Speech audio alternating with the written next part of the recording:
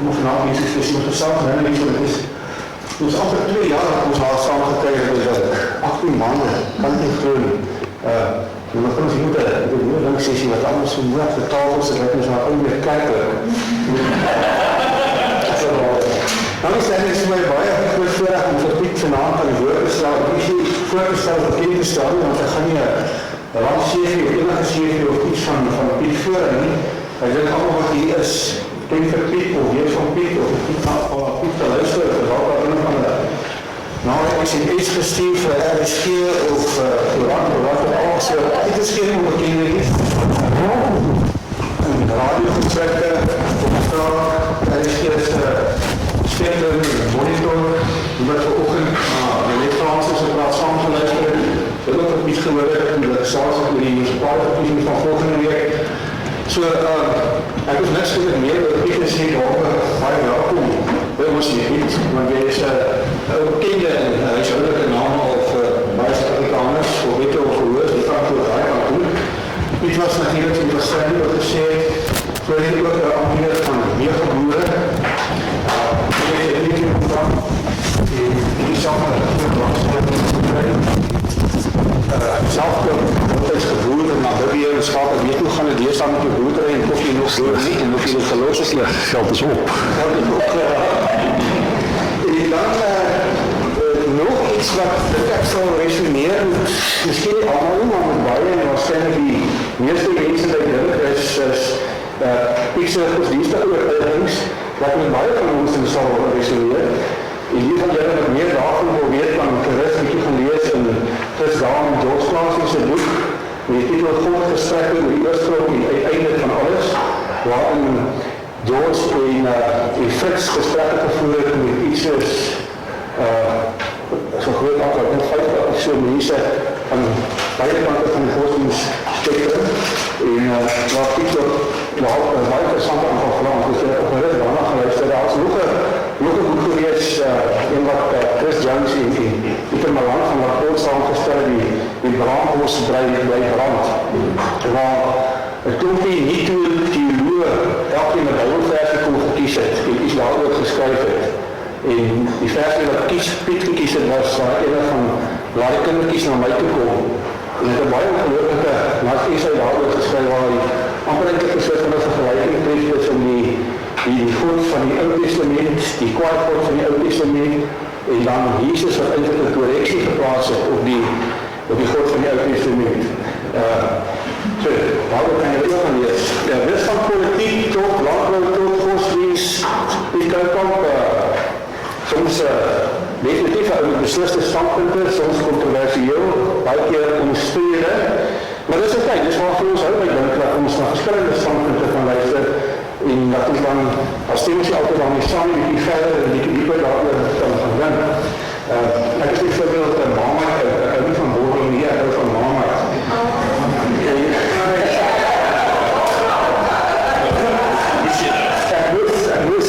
Ek ander dag gaan lees en sê, jy either love it or hate it.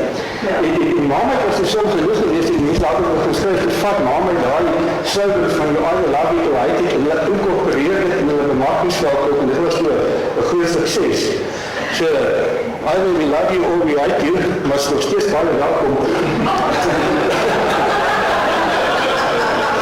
Die een ding wat ek nog wil doen, of ek was van altyd verskillend interessant is en miskien hoop ek ons kan dalk enige kans hê dat jy daaroor met ons kom gesels, jou verbintenis en jou vriendskap met Eugene de Kok.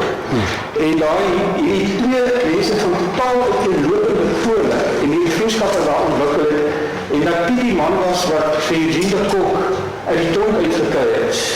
Piet die linkse liberalist, of wat ek ook al wil noem, wat instrumenteel aan was, dat hy so Spine Evil in die tronk uitgekom het. Ek is dan aan die oorheid gelees wat Ameritief destijds met jou gevoel het, wat jy gesê het, jy beskou eintlik nie vir die geloof as rechts nie. En dus is 'n geweldig interessante storie, wat vir my 'n storie op sy eie is. En wat vir my, jy sê van jou mensheid en jou realiteit, en daarvoor het, ek dink ek en die mense wat jou ken, baie groot waardering. So, baie dankie Piet, dankie dat jy vanaand hier is, en ek sal jou graag in woord. Dankie. ek sal nou meer eerlik wees dat dit is intimiderend om voor, as jy in 'n vertrekking stap en die gemiddelde ouderdom daal uiteindelik, maar meestal styg dit as ek in 'n vertrekking stap, dus dit help my 'n bietjie.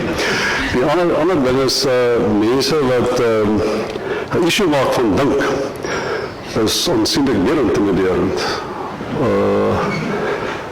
En julle smous julle self as mense wat dink, en van julle hier ek ken nie almal nie, maar hier is 'n paar mense wat ek weet wat kan dink. So die vraag is altyd nou, wat gaan jy nou vir mense nie sê? Maar miskien is dit die verkeerde fokus om te dink jy gaan vir mense iets niet sê. Miskien wil hulle dieselfde storie op 'n ander manier, wat ek weet regtig nie hoe dink. En toe vra ek Ben kontak my, sê, luister man, praat 'n bietjie oor, as jy nou na die wêreld voorkant toe kyk, as jy vir jou boodskap, vir jou kinders moet hê, iets wat hulle bemagtig, hoe moet hulle dink oor die wêreld, praat 'n bietjie daaroor. En toe, hy sê, niemand praat oor die ANC, verstaan jy? Wat gaan by die ANC word? So ek probeer om die twee goed op een of ander manier by mekaar uit te kry, en dis maar ek dink die goed is in sekere mate vervleg. Dit fascineer my, die grootste deel van my lewe, fascineer het my, aanvanklik was ek ingestel op myself, hoekom ek dink soos ek dink, ek het die hele tyd probeer agterkom, die aard van my rasionele argument, wanneer ek dink ek reflekteer my van die werklikheid en hoe ek het sien, en my opinie dat ek 'n redelike begrip daarvan het, en dan met die tyd begin jy self ondersoekend raak en jy kyk wat is jou vooroordele en die ander belangrike ding is wat is die filters waardeur die werklikheid na jou toe kom. Hoe ervaar jy dit? En ek het al agtergekom dat selfs die goed wat ek 'n redelike rasionele grip op het nog steeds bepaalde impak op my. Dus dit kan my vermeties maak, dit kan my gespannen maak, dit kan my onnodiglik en ongegrond elated maak, dit kan my emosioneel maak. Hoewel ek 'n begrip daarvoor het, het 'n bepaalde impak op my frontale lob. En wat gelowiges sal sê, jou hart is there's a sense of awareness that it does touch me, maar ek kan nie agterkom, hoekom nie. En ek aanvaar dat daar sê maar evolutionair, is dat bepaalde goeds jou veg of vlugdrang, verstaan jy? Dus is een soort van evolutionair vastgelegd. En ek aanvaar dat bepaalde instincte by my om goed te ervaar, ten spyte van my grote begrip daarvan, dat daar die instincte beïnvloed word deur 'n tipe van, noem het epigenetika. Ek dink, jy sal weet wat epigenetika beteken, baie mense weet. Dus wanneer daar in die genetika die germline verander nie, maar daar is bepaalde metases wat oor tyd manifesteer, noem het soos tags, manifesteer op verskillende maniere. Nie dat dinge baie voorspelbaar is, maar jy kan 3 of 4 geslagte terug na bepaalde ervaring wees wat dan manifesteer toe 3 geslagte later. So ek aanvaar dat hierdie kompleksiteit tussen genetika en evolutionêre tipe van ontwikkeling en dan my persoonlike lewenservarings en dan my manier hoe ek na dinge kyk en dan mense beïnvloed. Al die mense bepaal uiteindelik hoe ek dink. En die grootste fout wat ek kan maak is, omdat julle sê julle dink, is dat julle eenvormig dink.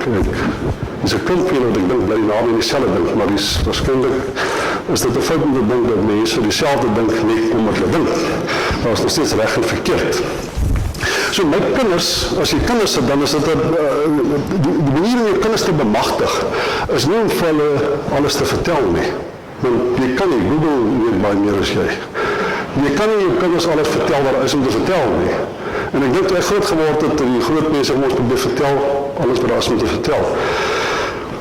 Maar miskien maak het meer sin om jou kinders te bemagtig om te dink oor goed en dan van die type van studenten van die lewe te maak. Soos een keer te vraag, ek het baie praat in my skool en 'n onderhoof by skool vraag vir my, van Jinkhoof nie seker. Hy sê vir my, as jy nou onderwyser was, wat sal jy nou as jou primêre uitdaging met kinders beskou het? Toe sê ek, as ek nie baie goed, maar ek sal gedink het as kind uit die klas stap en sê, ja, dat was nou interessant geweest. En dan word ek het 'n vorm van nuuskierigheid, curiosity by hom gestoot. Dan dink ek dat ek 'n denkproses in die gang gesit en ek maak van hom 'n lewenslange scholar van daai dissipline. So ek het gedog, miskien die idee van mense nuuskierig maak, of 'n kind nuuskierig maak, is 'n baie belangrike bemagtigingstoel. Maar ek praat, my dogter is 'n verskriklike goeie fotostaat vir my, wat 'n baie swak fotostaat vir my lewe is.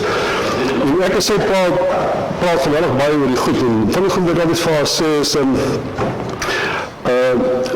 wees versigtig om enigiets te vergewe. Don't forgive. Die idee dat jy iemand moet vergewe, is een van die mees kunsmatige pogings om 'n regstelling te pleeg van 'n imbalance tussen twee veranderlikes, wat nooit weer in dieselfde situasie kan kom, want daar is tyd verloop. Dit is amper soos daai storie van hulle sê, jy loop deur die rivier, jy loop weer 'n keer deur die rivier, dis nie meer dieselfde rivier, dis nie meer dieselfde man nie. Maar vergewe is daar nie enige manier om 'n ding, you can never go back to the default setting nie. Mense gebruik vergewe om skuldgevoel te delg. Hulle gebruik vergewe om it's a type of balance between adversaries. Okay, ons vergewe mekaar, dan stop die oorlog hier. So daar's baie redes hoekom mense vergewe. En nie een van die goede werklik integriteit vir my nie. Ek dink jy kan op die emotiewe vlak iemand vergewe, en dan is daar 'n rasionele definisie. 'n Rasionele definisie is 'n styl tussen my en jou. Op die emotiewe vlak twyfel ek oor die integriteit, want ek vermoed dat dit 'n poging is om gunst te koop as het ware. Die eerste keer dat ek op die idee gekom het, dat vergifnis is 'n vieslike ding wat jy uit jou lewe uit moet weer, soos ek vir my kinders sê, dan toe sê my dogter, maar wat moet ek dan waarmee vervang ek doen? Toe sê ek net vergeet. Vergeet net dat het ooit gebeur het. En vergeet is eintlik 'n fantastische, evolutionair, ingeprente ding in 'n mens se lewe. Jy bijvoorbeeld, van al die goed wat met jou gebeur het, onthou jy waarskynlik nie 0,01% nie. Van jou gedragspatrone kan nog 'n manifestasie daarvan wees, maar jy kan dit nie duidelik herroep nie. Baie van die goed wat jou gebeur het, totaal vergeet. Vergeet het 'n baie belangrike funksie. Daar is niks dat die wanbalans tussen twee mense wat mekaar skade berokken het, so herstel, soos om te vergeet nie. Die ou kom by jou en sê, Piet, ek is so jammer man, dis nou 20 jaar later. En jy sê van, herinner my, waaroor het gegaan? Dis die beste manier om die wanbalans te herstel. So, ek sê, jy kan ons nie vergewe nie. Vergeet. Just move on. Die epigenetika van vergeet is reeds ingebou hier in jou. Evolutionair is dit reeds 'n sinvolle strategie om jou verhouding met mense te herstel. That's what you do. Just forget about it. Just move on. Eerder as om te vergeet. En een van die plekke waar ek het achtergekom het, terwyl van Jean de Kok gepraat het, Jean het eendag in 'n ander laag. Toe skiet hulle 'n paar ouens dood en daar was 'n vrou met naam van Porsche Shabango. En hy stap deur en hy sien hier's 'n vrou wat nog asemhaal en hy haal sy pistool uit en sy kop en hy skiet doef laas en hy is dood. En hy stap weg. En donkie jare later, ek 'n kind is in die tronk. En 'n vrou bel my, sy sê vir my, ek wil baie swart vrou. Terwyl van die illustrasie sê, ek wil baie graag van Jean de Kok ontmoet. So dan sê dit werk nie eintlik so nie. Nou, ons is nie asof hy kom soos 'n sirkus en jy kan kyk en jy ontmoet hom nie. Sy sê, ja, maar dis 'n belangrike ding. Ek sê, okay. Sy sê, sy het met Matthew Sposa gepraat die dag, en sê vir hom, my ma was doodgeskiet, en ek wil graag uitvind wie dit is, en sy was, 'n interessante storie, sy het op matriek, te skryf sy opstel, toevallig sonder sy nooit van Jean de Kok gehoor voordat, maar sy lees toe oor die apartheidsmoordenaars, en sy skryf 'n opstel waar sy sê, maar dis onmenslik om iemand van ewig in 'n tronk te sluit. Jy doen eintlik maar aan hom wat ander mense gedoen het. So, sy skryf die opstelletjie. Toe was sy uitvind wat van haar ma geword het, en sy bel vir Matthew Sposa, want hy is in die bevrydingstyd, hy sê van, luister, jou ma is doodgeskiet deur Jean de Kok. Sy bel my, sy kom agter, sê, ek ken hom, sy bel my, sy wil hom baie graag sien. Ek dink, okay, goed, die dinge nou mooi opgesit word, so ek beplan nou met die ouens met die tronk, dat as sy inkom, sy moet baie spesifiek deurgesoek word, sy mag glad die mense saamkry nie, want ons is bang dat sy moet assassinate. So, en dan moet ek moet altyd tussen wees, dan moet die spasie wees, so die ding word baie mooi beplan. So ek en sy staan daar, en hy kom ingestap by die deur, Maar sy herken hom nie, so toe hy aankom, dan moet hy so plekkie moet hy eers gaan teken voordat hy nou die gaste kan sien. En ek sien maar sy kyk, en daar stap 2 of 3 gevang, sy herken nie vir Eugene nie. En ek sê vir, daar stil Eugene, as ek die vrou met 'n strykyster in die gesig gebrand het, sou ek al nie so kon skop nie. Toe sy uiteindelik Eugene de Kok sien. En hy kom so na toe gestap en hy sê vir ek is jammer, ons moet nou onder hierdie omstandighede moet so moet. En ten spyte van al die deursoekery, ek is amper as toe ons op skool was, toe die altyd vertel van die Bybels wat in 'n tas in China ingesmokkel het en die wag sien niks nie. Ten spyte van alles, lig sy hemp om sy hele boek uit. En die boek gaan oor vergifnis. En sy gee van die boek, en maar moet nou lees en daar binne staan, I totally forgive you. En hy van die boek en hy sit neer, hy sê, baie dankie, maar ek kan dit ongelukkig nie aanvaar nie. Hy sê, die probleem met iemand doodmaak, is dat die persoon wat jy moet vergewe, is die persoon die doodgemaak het. Jy kan my nie vergewe nie, jou ma kan jy nie toestemming gee om my te vergewe nie. Dit is iets waarvoor ek verantwoordelik moet aanvaar. Die belangrikste deel van vergifnis is take responsibility. En dis 'n manier om die balans te herstel. En jy kan dit volkome herstel nie, maar dit was help dit. Maar vergifnis, hy wil nooit, ons het punt mense om te gebring, hy wil nooit mense se vergifnis aanvaar. Hy het gesê, jy herstel nie die balans, die wanbalans wat geskep is deur dit wat hy gedoen het, deur vergifnis nie. Die ander ding wat ek vir my kinders sê, is dat wees versigtig vir simpatie. Simpatie is ook 'n evil verskynsel. Simpatie, in die Bybel kom dit voor onder die konsep van jou naaste. Die naaste beteken die persoon wat aan jou bekend is en wat in jou onmiddellike omgewing funksioneer en met wie jy 'n tipe van amper afhanklikheidsverhouding het, want in daai klein gemeenskappe waarin hierdie primitiewe mense deur die wêreld gewerf het, was dit baie belangrik om in 'n vorm van nie maar gefabriseerde kohesie met mekaar voort te bestaan, want die vyand daar buite is groot. Ons moet 'n vorm van konsensus onder mekaar hê ter wille van ons eie voortbestaan. So ons skep 'n tipe van kunsmatige konsensus onder mekaar, 'n tipe van toegeneemdheid, 'n affiniteit, 'n vorm van nie meer sosiologiese verknogtheid in mekaar, maar dit word geskep ter wille van oorlewing. Maar empatie is die basisdefinisie daarvan as jy jouself in iemand anders se skoene kan sit.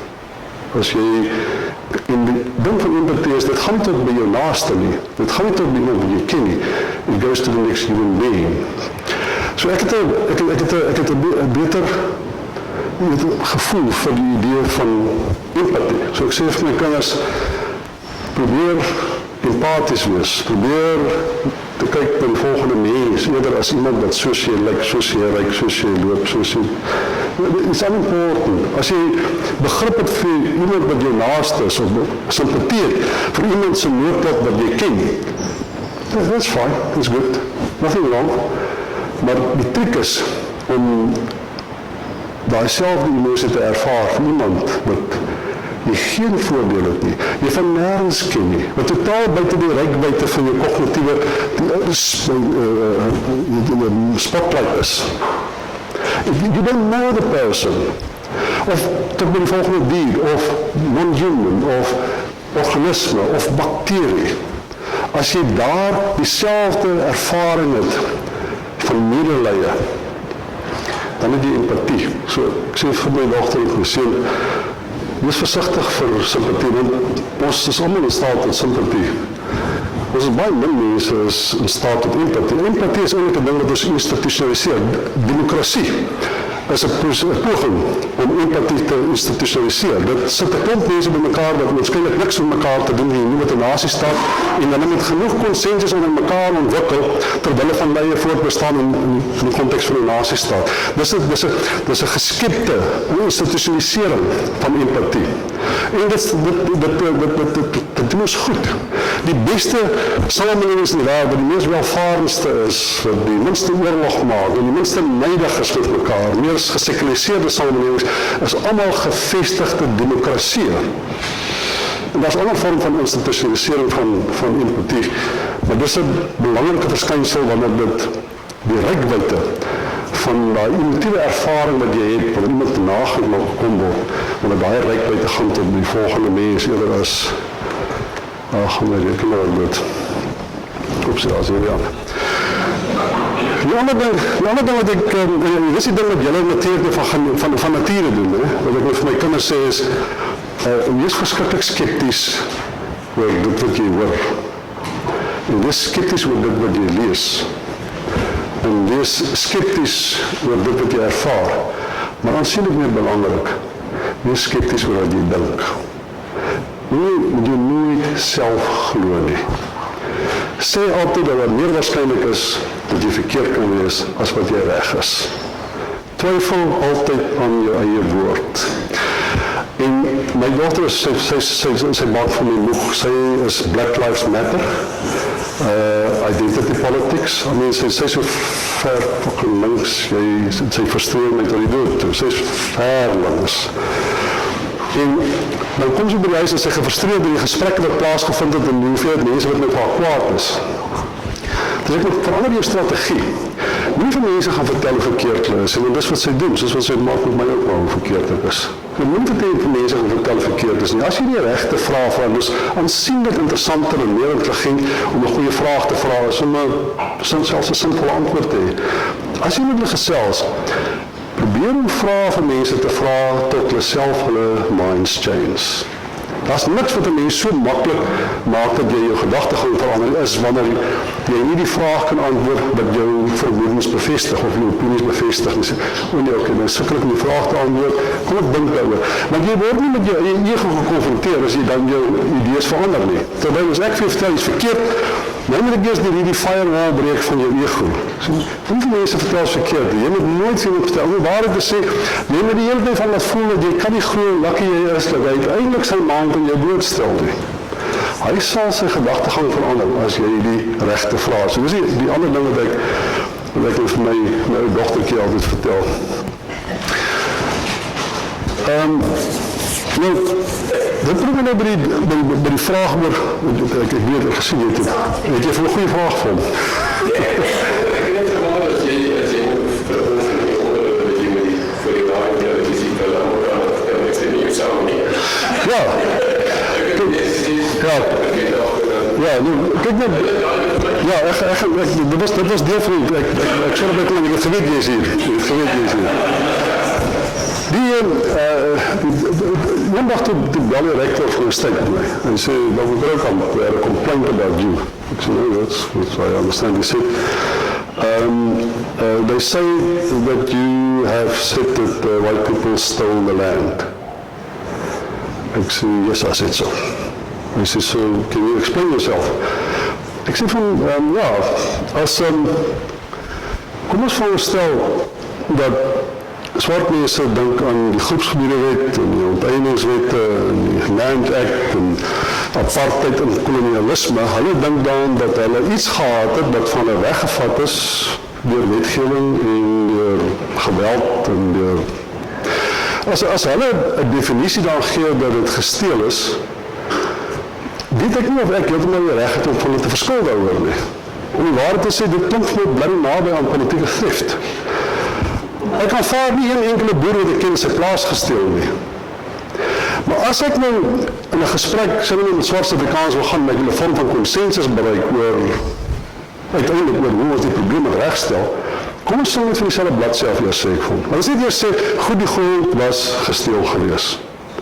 Daarna daar prosesse en procedures in plek gekom wat gemaak het dat mense, privileged mense, die kapasiteit gehad het om grond te koop, dus 'n nuwe stelsel ontstaan het, maar dit het nie van die injustice, dit maak dit nie ongedaan, die feit dat daar nou 'n kommersiële stelsel grond, die feit bestaan is, wit mense het swart mense se grond histories gesteel systemies. I buy that. Die rector sê, I don't think there was a complaint.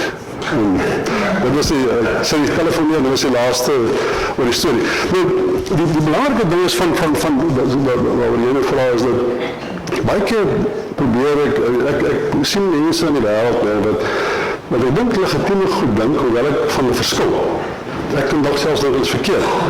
maar dit is nie 'n platform om daai punt op die tafel te sit nie. En ek dink is onregverdig dat mense soos ek en Theo Venter kan net sê wat ons wil. En as mense met legitieme klagtes en probleme het en opinies het, nou, daar's geen mic nie, daar's nie RSG nie, daar's nie monitor nie. So baie keer is dit vir my belangrik om te sê, nou, dis 'n geldige punt, dis nie myne nie. En ek dink nie noodwendig so, maar ek dink dit is 'n geldige punt.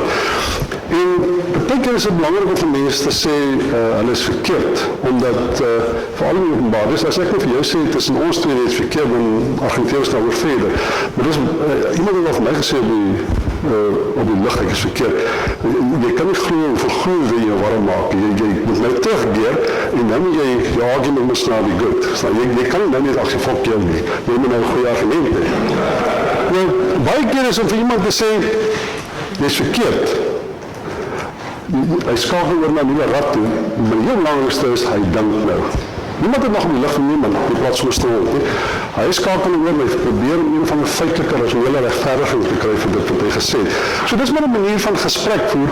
Ek het al vir baie mense gesê is verkeerd, en ek dink nie gedink het is verkeerd nie. Ek dink dit is verkeerd omdat hulle miskien daar's nou 'n ander standpunt wat ook gehandhaaf word, maar dis maar 'n openbare gesprek. Ek het vir eendag vir Isak Du Plessis gesê, hy moet nie die fout maak om te dink, want wat hy te doen is baie interessant om te doen. Hy gaan toe, ek het 'n gesprek met hom en ek sê vir hom, Ramaphosa is ingegrawe, daar is geen no contenders daar nie. En toe skryf ek 'n artikel in die Vrye Weekblad wat ek sê, ek dink die president is besig om sy stem te verloor, maak hom geweldig vulnerable.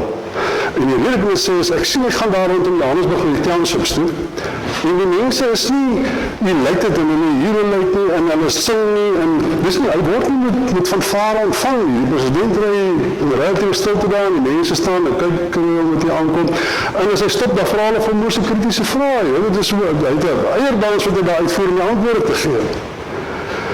En ek het gesien toe Jacob Zuma daar kom, ek het gesien as Mandela daar kom, ek het gesien as Thabo Mbeki daar kom, dis soos die skepper wat arriveer. Daar was geweldig een zwaar atmosfeer van 'n belangrike man wat gekom het en die mense het gesing en hulle was bly die president. Skielik kom Ramaphosa en I think he is the good guy. En het lyk, ek was in Alexandra toe hy daar was. Die ontvangers was maar skepties geweest. En ek gaan skryf toe dat dis 'n probleem. Dis 'n probleem vir die president as hy nie die authority het en die gesag het, dat sy voorganger wat baie meer korrup as hy was, het. Ek dink as jy sy stem verloor, ek vergelyk het toe met Helen Zille. Ek het groot geword met Helen Zille as 'n menseregte karakter. Sy het ongelooflike werk gedoen. Sy was onbeleefd. Sy het die aparte staat gefrustreerd tot die dood toe. Sy was baie en interessant gedink. Nou, is my soos 'n klip, daar gebeur niks nie. Sy is breindood van 'n praktiese doeleindes.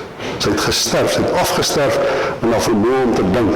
Sy is so gefixeer op die fiksie van wokeness en so gefixeer op die kritiek wat sy gekry het, dat sy haar goeie oordeel verloor.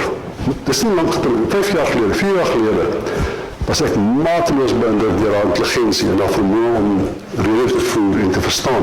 Ek kon dink, toe sit ek toe Jacob Zuma ingelei word, nou staan een skip, ek in sy kos, toe ingesmeer word, maar skip ek in sy kos, en nou sit daar by die tafel, sit Glom, Joan, sy Tenzie, klomp ANC, en sy sê vir my, kyk nou hierdie sien, as ons nou so toe stap, en ons gaan sit daar, 5 meter is daar hele lot weg. En sy ook, en dan loop ons bordkos, en ons gaan sit, en ons begin eet, en 5 minuten later is daar niemand by die tafel nie. Die hele lot, Nene was daar, Joan, sy Tenzie was daar, hy het allemaal geloop. En ek sê, maar die voordeelstoek, en toe kan ek meestal moet lekker met haar gesels. En wat 'n interessante mind. En sy luister, en sy sê, mens kan so dink ook daaroor. Ek sê, ja, dit is 'n wonderlike, something went wrong. Sy is net nie meer daai flexible mind, en daar een wat dink op haar voet, en sy paranoid, sy het so P.W. Botha geword. P.W. Botha die selfde ding gegaan het. Eindelijk is hy paranoid, onverdraagsaam, vijandig gefictionalized, wat nie bestaan nie. Sy doen precies dieselfde ding, en ek weet nie wat iets met ouderdom te doen het, en of dit 'n lang politieke loopbaan is, wat sulke goed in jou doen nie. Oké, so, dit moet nou miskien 'n bietjie by die vraag wat ek dink wat Stanley gevra het. En die ander dag toe praat ek met my collega Theo Venter en ons praat oor wat gebeur het in KwaZulu-Natal in Julie. En hy sê vir my,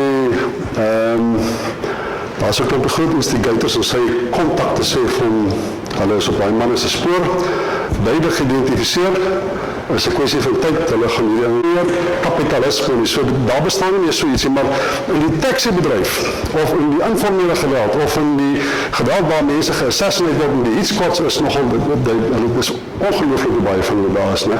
En toe ek begin het, was daar so, vir so 15.000 rand om 'n man uit te haal, hulle praat nou groot geld, en ek weet in Berga, wat hulle doen is, as iemand word geen assassination te doen, en as hy betrap word, wat selde gebeur, hoeveel van ons was ooit gearresteerd, dan vermoor hulle die ou wat die opdrag gegee het wat in die middel was. En daai ou is nie teen nou paartjie verbintenis nie, dus jy kan het gaan sien, is in polisierekords, dat is precies wat daar gebeur, as nooit vervolgens. Ek was nou in Mpumalanga gewees, op 'n projek, 'n mynprojek wat ek navorsing gedoen het, die kroonbedryf, ons voer 80% van die kroon in Suid-Afrika uit, die kroonbedryf in Mpumalanga, saturated deur Strongman, dat hulle eie myne, party van die groot Caterpillar masjiene, dit lyk soos 'n georganiseerde myn, as jy daar kom, en dan as jy, ons het daar deurgery, swaar gewapen, hele lot van ons, dan op die skoot, because your life is fucking worthless there, as hulle vir jou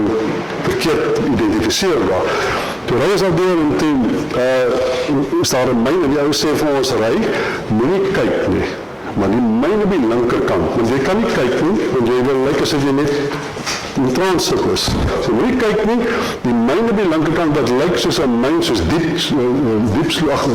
kloof, en enige ander myn in Suid-Afrika, is 'n onwettige myn waar 'n familie, die familie het 'n naam, die Marokka familie, naam, hulle myn hier, niemand sal het waag om 'n voorbeeld lê of enigiets te sê nie. Dus die polisie, die staten, enigiemand, that's what they do. Daar is hordes van hulle. So kan jy aangaan, bijvoorbeeld die taxibase, meeste van julle is baie beïndruk, die taxibase wat 'n bietjie vrede gebring het, die kerstmis gaan nie die winkelsentrums so terroriseer nie. Is easy, my vriend, hulle, die groot winkelsentrums betaal belastings aan taxibase, want hulle ry die passasiers en die kliënt aan, en as die taxirekeninggewers dan voorsien hulle sekuriteit, en daarvoor betaal die winkelsentrum aan die taxibase maandelikse fooi, so die taxibase het 'n vested interest dat die winkel met funksioneer soos normaal.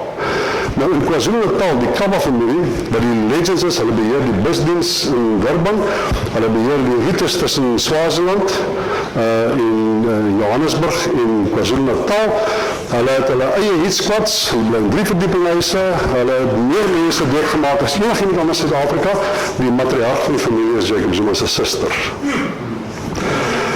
So, as jy die verskil tussen wat ek sien en wat Theo Venter sien, as jy, Theo, ek kan ook baie van mekaar te sê, maar ek het nog nooit as jy navorsing gedoen nie, hy observeer het in die openbare domein sien, en hy lewer baie interessant en goeie kommentaar daar. Maar as jy navorsingsprojekte deelneem, of jy doen jy PhD in die taxibedryf, dan kom jy agter dat just beneath the surface is daar 'n informele politieke ekonomie bestaan. En dit moet onderskei word van informele ekonomie, iets anders is. Informele politieke ekonomie waar strong warlords is, wat geweldig baie gesag het in Suid-Afrika. En die ouens wat in die strukture sit in Gauteng van die ANC, het 'n gesagsverhouding met daai ouens. Die PEC, die Provincial Executive Committee van die ANC, in elke provinsie in Suid-Afrika besluit wie is die burgemeester. Die president probeer hom wegvat. Wat kan happen? Wie is die burgemeester? Wie is die tesourier? Wie is die speaker? Wie is die raadslid wat die lys moet wees? Word deur daai ouens besluit. En daai ouens, party van hulle, connecties met die taxibase, en die warlords, en die strongmen, party van hulle is daai posisie self. En die tenderboards.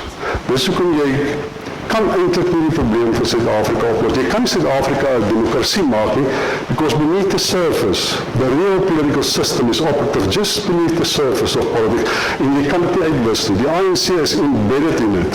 Die ANC kan nie daarvan ontsnap nie. Die ANC teer daarop as het ware, kry sy surplus kapitaal. Dis via hierdie ouens wat hy die resources op bestek kan extract, dat die belasting kan toegang kry tot die tesourie. Jy kan sonder bestaan nie.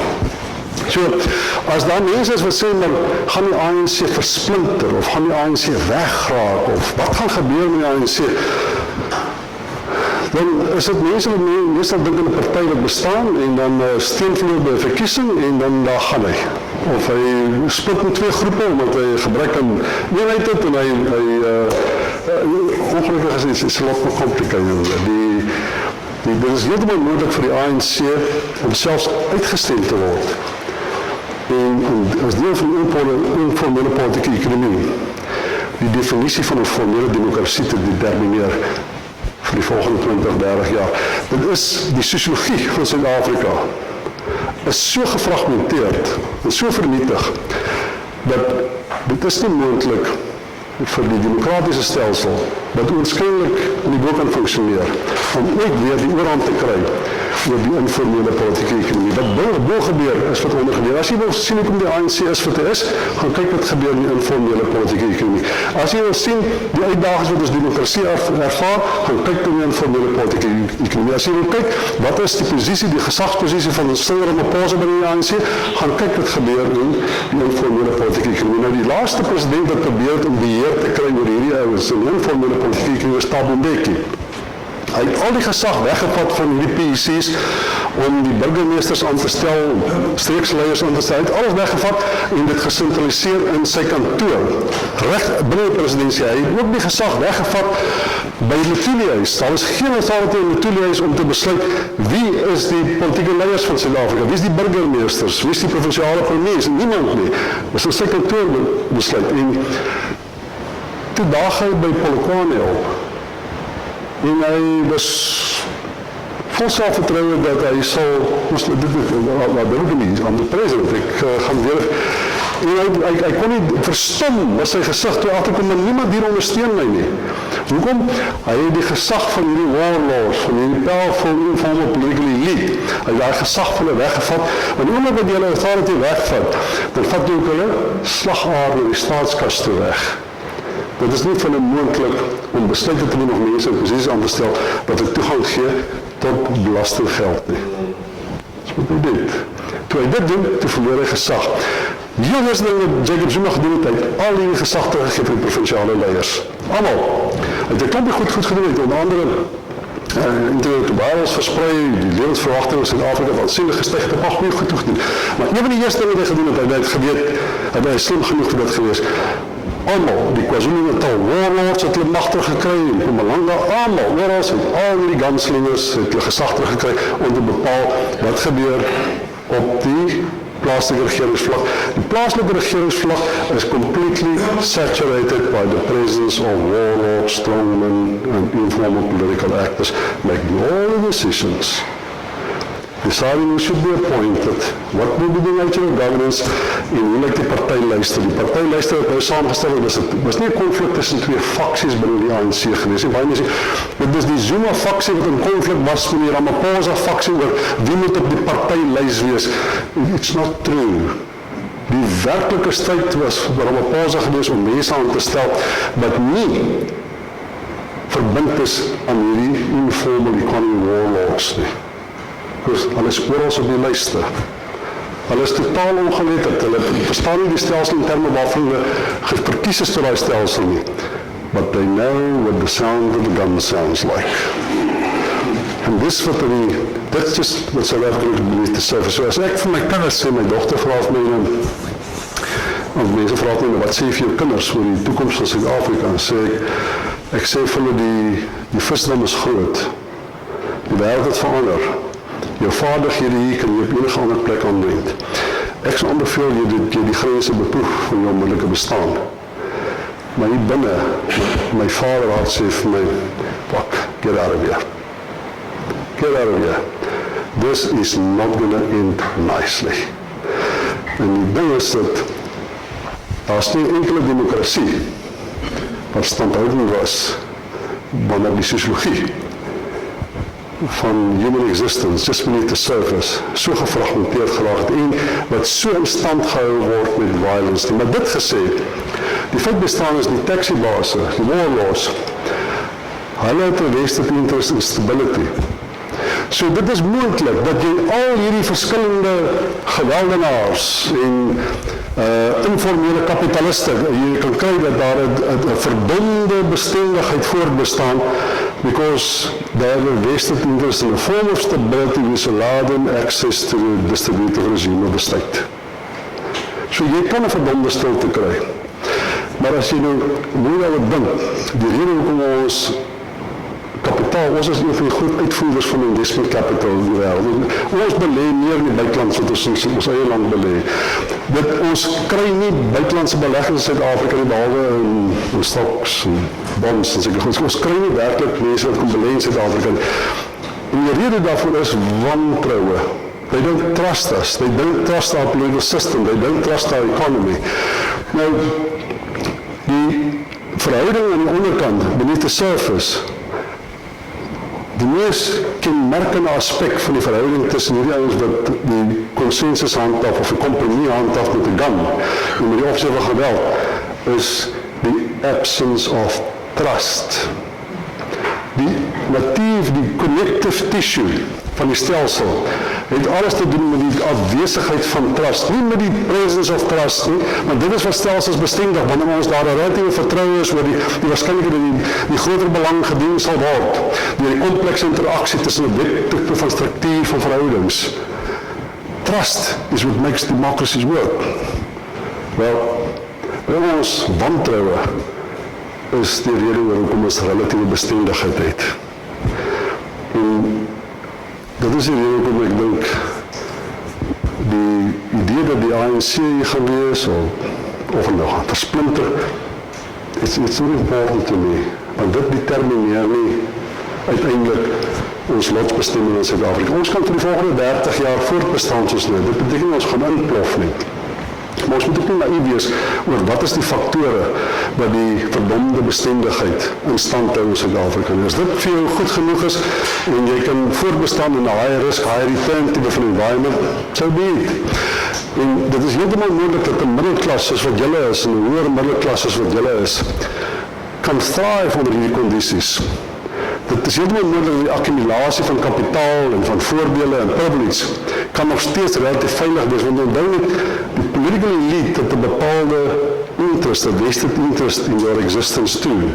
Imagine jy is weg, die staatskas, die belastingbasis, die eerste waarskynlikheid dat daar surplus kapitaal gaan vloei in Suid-Afrika dat te doen met die waarskynlikheid daar vorm van expertise en kontinuïteit tussen 'n mark ensovoorts. So daar's 'n vested interest in jou. Dis hoekom die ANC, ek het nog nooit die indruk gekry nie, nog nooit, dat die ANC wit mense teiken en dink aan wat van ontslae raak nie. En selfs die EFF, die eerste rede hoekom jy dink hy teiken jou, is omdat dit is sy manier om steun te kry by die ANC. Hy stel nie belang, as hy vertel hoe sleg is Helen Zille, dan hoop hy nie die mense gaan stem vir gaan stem vir hom. Hy weet hy gaan vir hom stem nie. Maar as hy vertel hoe sleg is jy, dan hoop hy kry steun by die ANC. Mense wat die ANC se vir hom stem. Nou die EFF is nie 'n working class party nie. Dis ook nie 'n party of the great unwashed nie. Dis 'n swart middelklas party. Die grootste deel van die stem kom by die swart middelklas en kom by die jeug, maar ongelukkig is die jeug baie laag geregistreer. Ek stem nie korrek dat die laaste keer dat gekyk het, was net 25% van mense wat 19 jaar oud is geregistreer. Dis waar die stembasis is. Hulle grootste probleem is die DA slaag dan in die verlede om 80% van die mense wat hulle registreer, kry hulle om te gaan stem. Die EFF sit met die probleem, 80% van die mense is nie geregistreer nie. So hy daag op by die party en hy skreeu met 'n wetjie sit dan, maar hy kan nie gaan stem nie want hy is nie geregistreer nie. Maar dis 'n swart middelklas party en die rede hoekom dit en dis die eienaardigheid, maar normaalweg oor die wêreld heen maak mense die veronderstelling dat middelklas mense sal 'n gemeenskaplike waardestelsel hê. Hulle sal stel gemeenskaplike idees hê oor wat goed en reg is en daai vorm van konsensus maak dat middelklas dikwels oor ras en etniese en religious grense oorgaan. Dis hoekom in gevestigde demokrasie hier bly Katholiek en daar bly 'n moslim en daar bly your religion is so important, dit define jy nie. Dis die gemeenskaplike waardestelsels van die middelklas. In Suid-Afrika sê jy twee middelklasse. Die swart middelklas was op 'n stadium so rondom 6 miljoen, ek dink hulle is by 4,5 miljoen. Hulle en die wit middelklas het niks vir mekaar te sê nie.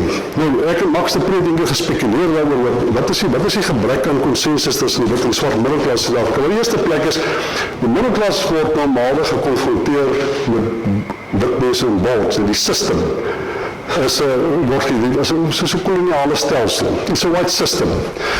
Die belangrikste ding is dat baie swart middelklas mense, die oomblik hulle werk in die privaat sektor, die helfte van die swart middelklas werk in die privaat sektor. Die oomblik wat jy in die privaat sektor werk, verloor jy al die voordele van die bevrydingsstryd. Jy kan nie meer pel aanstel nie, jy kan nie meer gunste beding nie, jy kan nie meer tenders kry nie, so jy verlaat die bevrydingsreël nou vir 'n markekonomie, wat 'n redelike genadeloose ervaring is. Die ander ding is, in die staatsdiens, as jy in prestasies werk, kan jy so rond 35% meer geld as vir die ekwivalente posisie in die privaat sektor. As jy in die staatsondernemings werk, dan is dit so 45% meer.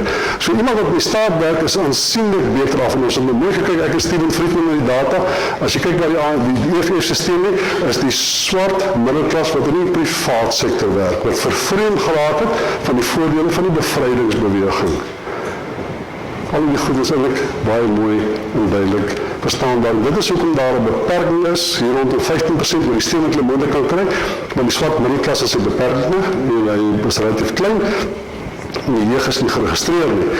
En ons weet ook dat die swart middelklas wat binne die staatsdiens werk, is te afhanklik van die voordele van die staat om ook te gaan of die EFF toe of enige ander party gewerk het of die ANC te verlaat. So dit is waar die stembasis van die EFF lê. Dit is ook om hulle waarskynlik hier rondom 15%.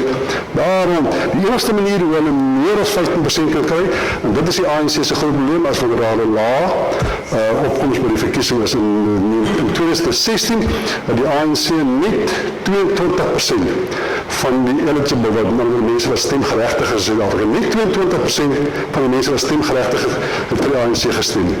En in 2019 het net 27%, en ons vermoed dit baie te doen met Ramaphosa, wat toegetree het in die stryd, en hulle het veral op die nasionale stemlys, was daar baie meer mense vir die ANC gestem het, as op die provinsiale lys, want daar was die verdeelde politiek, die nasionale lys was geassosieer hoofsaaklik met Ramaphosa, dis ook om hy nou nog, hy veg by die kampanje op sy eie, hy betaal ook met sy eie sak het vir die meeste van sy goed wat hy doen, as jy nie betaal die belastinggade wat hy vervoer nie, die belastingbetaler wat hy vervoer nie, maar die feit bestaan is dat ons weet dat hy meer populair is as die ANC se party, en die mense in Suid-Afrika wat sê, maar swart mense sal altyd vir die ANC stem. Wanneer laas het jy gekyk met data? Dit is eenvoudig nie waar nie. As 22% van stemgeregtigde mense vir 'n party stem, in 1994 was dit 54%, dan is dit mos nie waar dat swart mense altyd vir die ANC sal stem nie. En Suid-Afrika is een van die lande wat die fisieke groot fout kan maak deur te dink dat mense wat besluit om nie te gaan stem nie, het niks om te sê nie. Hulle het nou so baie om te sê. Om jou stem te onttrek het 'n groot effek. So wat kan gebeur is, as daar genoeg mense is, en ons weet informele nedersettings die mense groot weg met stem gewys laat, as daai persentasie mense wat gaan stem kan daal, kan die EFF se stempersentasie as 'n proporsie kan 'n bietjie styg. Maar dit, mens moet eintlik gaan kyk na die werklikheid van die syfer. Nou ons gaan kyk na registrasies nou. Die DA het weer daarin geslaag om in die areas waar hulle tradisioneel die meeste stemme kry om baie hoër te registreer. Die ANC baie laer geregistreer en die EFF het ook gesukkel. En as daai registrasies en indikasies van wat die verkiesing gaan gebeur, dan gaan die feit dat die DA hulle self die hele tyd eers skiet hulle self in die voet en dan in die kots en dan in die kop en so gaan hulle aan. Die feit dat hulle dit die hele tyd doen kan dan verdoesel word deur die feit dat die ANC 'n laaste persentasie gaan die kleiner partye byvoorbeeld so. Dis nou mooi kyk wat gaan gebeur in hierdie permutasies voordat jy besluit op die DA of die EFF werklik beter gedoen het as in vorige verkiesings. En dit is waar ons nou sê, hierdie goed is belangrik, die verkiesingspolitiek is baie belangrik. Die groot probleem met dit, ek is verstom, wat die DA doen, hulle het aanvaar, hulle gaan die verkiesing doen nie. Die ANC is die enigste partij wat probeer om die verkiesing te doen, die DA sê, ek gaan die verkiesing doen nie, ek gaan nou vir wit mense, ek gaan vir bruin mense, en dan hoop ek om 'n bietjie vrees in te jaag in die Indiërs dan KwaZulu-Natal net nog 'n paar van hulle ook, maar dit's maar, en ek aanvaar gaan nooit 'n verkiesing doen nie. Nou dit is skrikwekkend, dit is baie, baie sleg vir demokrasie, wanneer jy tweede grootste partij opgee om verkiesings te wen. Jy hulle moet probeer verkiesings te wen. En duidelik, hulle sit met verkeerde leierskap, so hulle laat ons net bitterlik in die steek. Nou wat hulle nou doen is, hulle gaan in 'n kleine partye toe, dan praat hulle jou bang. Dan sê hulle, as jy nie vir ons stem nie, as jy vir die Vryheidsfront stem, dan moet jy net onthou, die EFF, jy hoor, Jan Zil sê, die EFF kom vir jou, en die ANC gaan vir jou kom, ek vir jou grond vat, artikel 25. They try to drive the fear of rallying to vote for them. In plaas van 'n agenda te hê wat mense nie magtig, maar dis interessant hier ons lyk nie hulle weet wat hulle doen. Ek sal baie graag vir hulle wil stem. Nou hier in die Weskaap, julle almal, julle Weskaapenaars, julle is baie belangrijk in die hulle bestuur die begroting baie goed. Is dit nie en hulle kry groot oude verslag. Maar gaan 'n bietjie jonger op Bolet toe en Crossroads toe, dan sien jy hulle daar aangaan. Dan word dit beter bestuur as Soweto nie. In Alexandra nie. As nou ewenes dat dit bestuur word nie. Geen politieke partij slaag daarin om poverty, om armoede goed te bestuur nie. En die DA doen het ook nie. So wat die DA doen is, hulle wil vir mense sê, ons bestuur middelklas beheer te goed, daarom moet julle vir ons stem. Maar swart mense wat die arm neersit bly sê, maar wat van armoede, wat van werk? Ek weet, dis nie plaaslike regering, goed nie, maar dis ANC terrein, DA terrein, wat van armoede, werkloosheid, veiligheid, al daai goed, wat julle nie vir ons waarborg nie. So julle politieke bestuur bestaan nie, julle is net so afwesig soos die staat. Die DA is so afwesig in Crossroads en Bolet as wat die staat daar is, die polisie daar is, en iets anders daar is. Dis 'n totale verwaarloosde samelewing. So dit is waar jy sit met die DA, die tragedie van die Helen Zil wat haar kop verloor het. Jy sit met 'n party wat heeltemal tevrede is om minderheidssysteem te probeer werf. En nie meer 'n verkiesing wil doen. As dit jy kan ek kan sien, jy sien twee veel wat lyk of jy 'n Vryheidsfront ondersteuners is.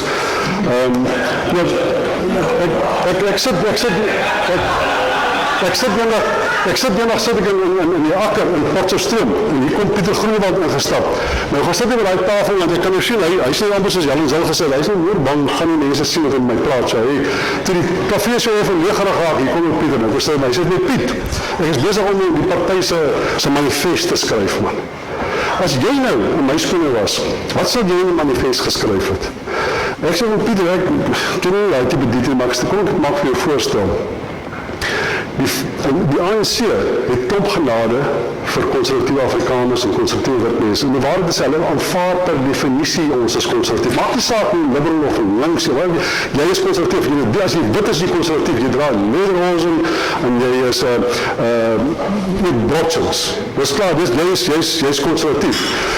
Hulle het nie probleem met konservatief nie, hulle het 'n moeë hang-up oor regs wees.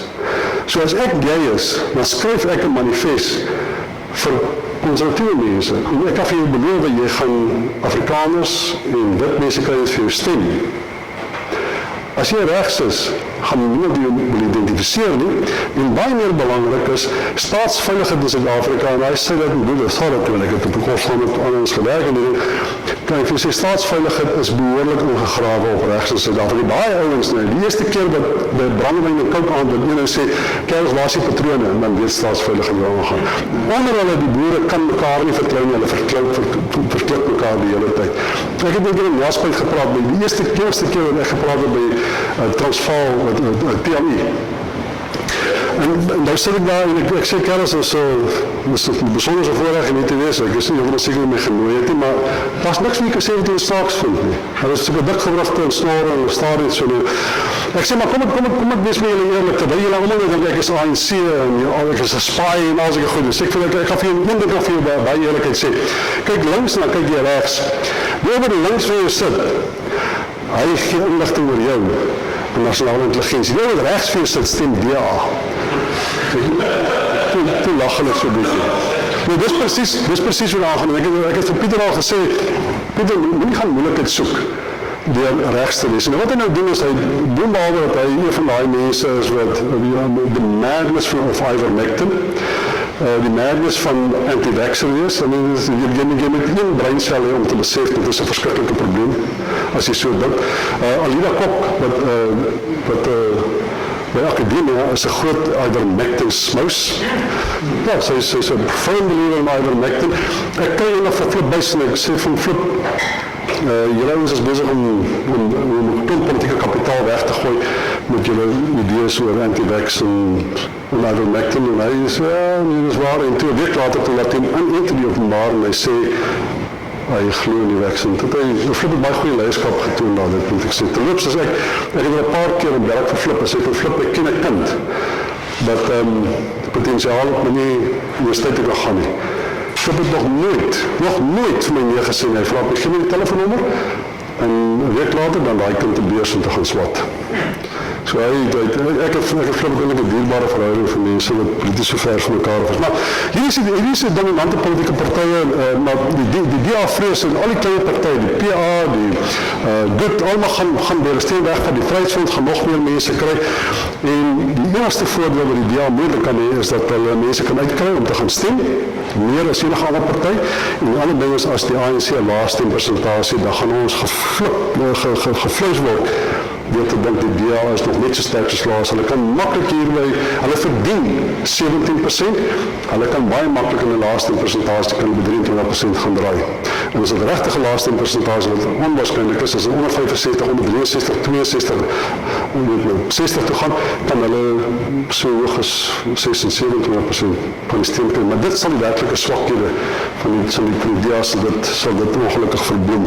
Want hulle is 'n swakke posisie is ook tevore. Maar ek het op 'n baie gematigde manier probeer verduidelik wat hier aangaan.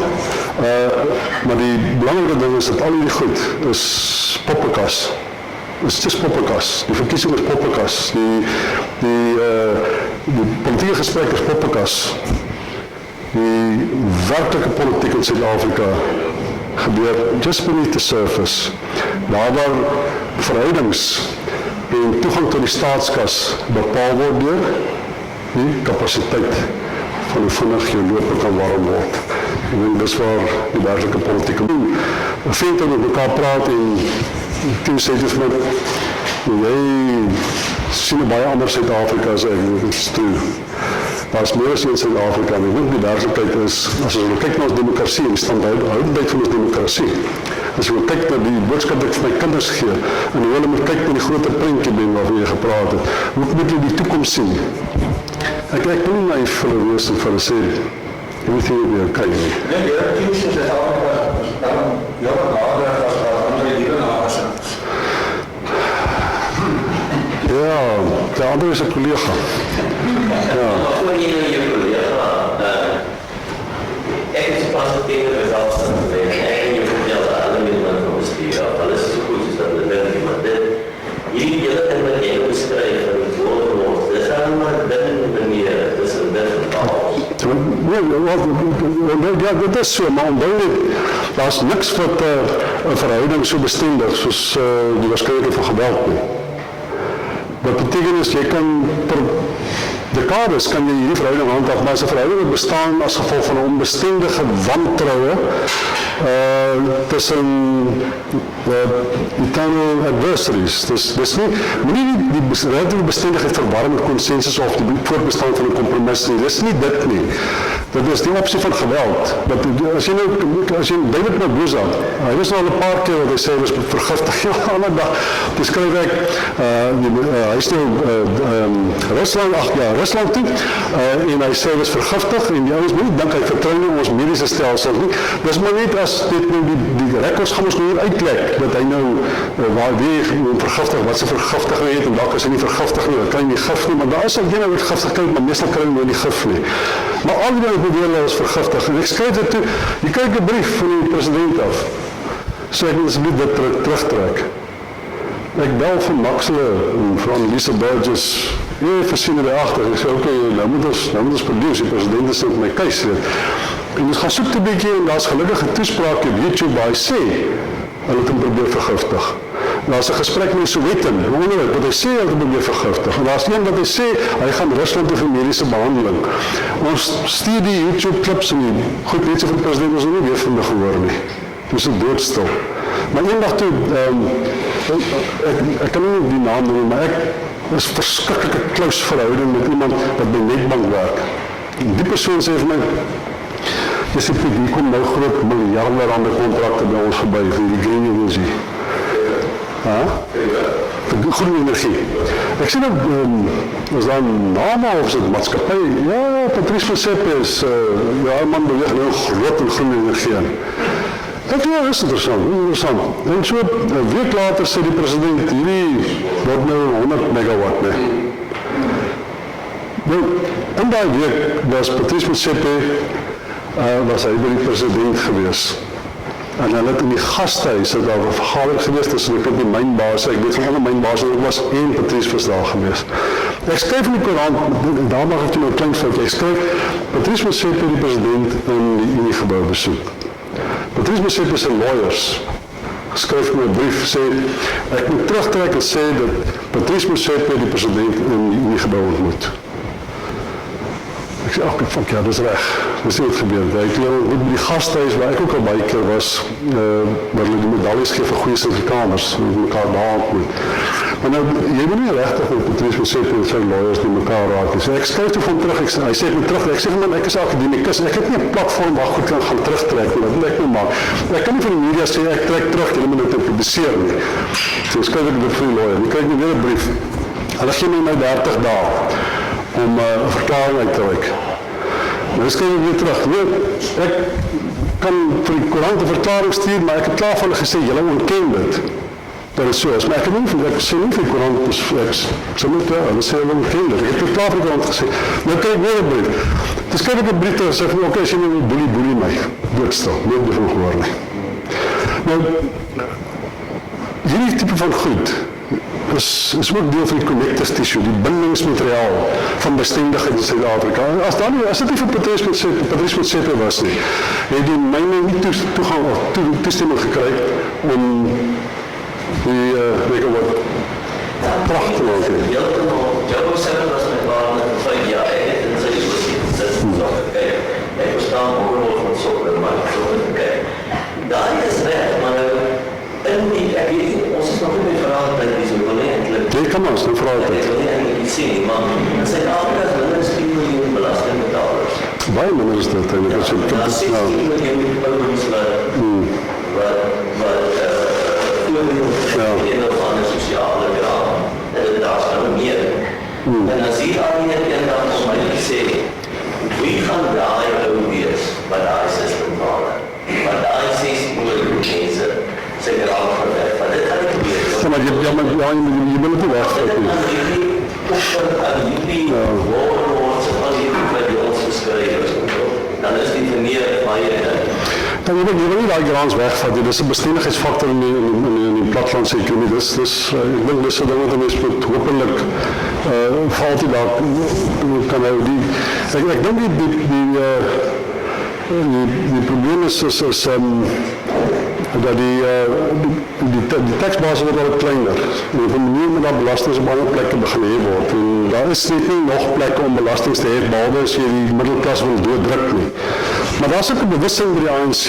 Weet jy, as jy met kon Luane praat, hy sê vir jou, die middelklas is oorbelast, ons kan dit nie verder doen nie.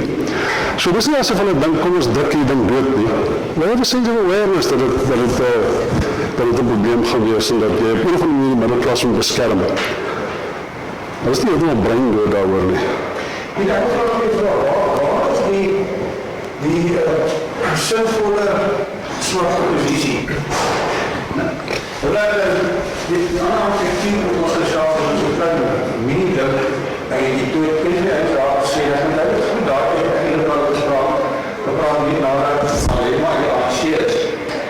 En jy het gesê, die leeuw sê op die man, Piet Kouwkamp het gesê, jy het van moeilijk van maar die man, en sê, kijk eens, die ANC, dat is die tijd was het, agam was het,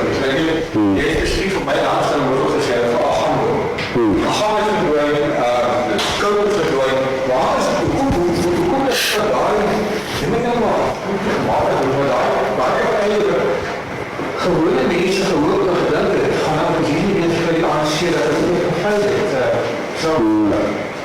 Maar kijk, er is baie verklaringen daarvoor. Die ene is natuurlijk dat partijen wat nabij aan die staatskas of toegang tot die staatskas kan functioneren, te beter oorlevingsvermoë soos die ANC. Die EFF is die eerste politieke partij in Zuid-Afrika wat die bevrijdingsregime kan verlaat en toegang krijgt tot die staatskas. En hulle het biljoene gesteel by DBS, contracten, tenders. Hulle het nog steeds diezelfde toegang. Jy moet gaan kyk as jy by die parlement kom nie nog betek jy daar. Gaan kyk 'n bietjie daaronder, hulle parkeer die karre. Hier staan die EFF se karre, daar is die ANC se karre, daar is die gaan kyk 'n bietjie hoe lekker daar die EFF se karre staan. Dis mos nou nie salarisse daai nie. Nou, so, ja. Ja. Daar moet iets gebeur dat dit Ja. Nou, so hy het nog steeds toegang tot tenders en tot die staatskas. Dis die een ding wat hy bou het. Die ander ding is, hy het 'n baie nice blend opgesit. Dit is die opsie van geweld. Hy bly dreig oor die waarskynlikheid van geweld. Maar jy hoef nie regter bang af te wees, maar he uses violence as a tool to negotiate. En dit werk relatief effektief. En die ander ding is, hy speel die skeidslyne van historiese verdelings. Hy herinner swart mense dat hulle armoede teweeggebring is deur wit mense se welvaart, wat in hulle gesig is en in die boardrooms is. Maar dit maak dat hy klein partytjies, jy soek 'n groot party waar die meerderheid swart Suid-Afrikaners voor gaan stem. En dit moet jy die DA voor blameer. Want hulle het die kapasiteit gehad om dit te doen. Toe die triesty. ja, kan Nou, koop is die dynamika wat jy doen. Die probleem is as jy die As jy die bevrydingsstryd verlaat en jy verloor toegang tot die staatskas en toegang tot gesag en toegang om mense aan te stel, het jy 'n probleem.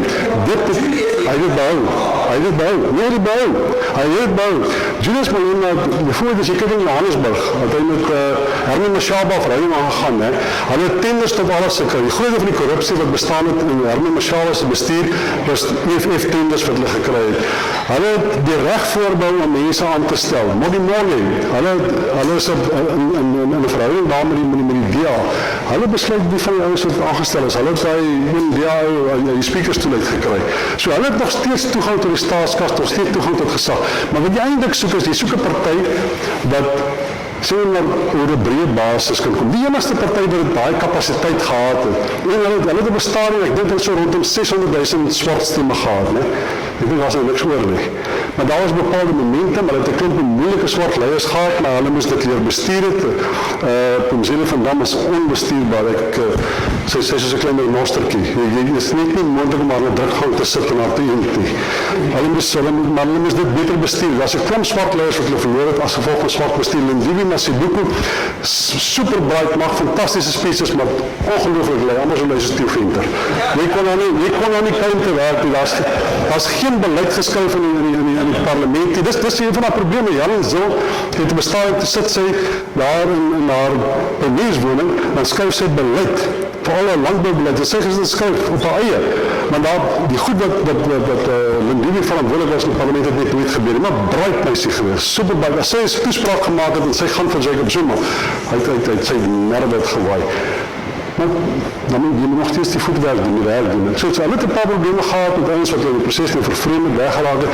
My feit bestaan is ek dink hulle het nou hulle momente verloor wat swartste betref en hulle gaan dit nie maklik terugkry nie. Die ander probleem is in Suid-Afrika, dis wat ek al baie keer vir die DA gesê het, daar is nie genoeg liberales nie. Die wit mense is nie liberaal nie en swart mense is ook nie liberaal nie. So jy kan nie 'n steunbasis opbou nie. Die enigste party wat 'n steunbasis moontlik opbou, dis die DA as hulle beweeg het na sosiaal-demokratiese party toe.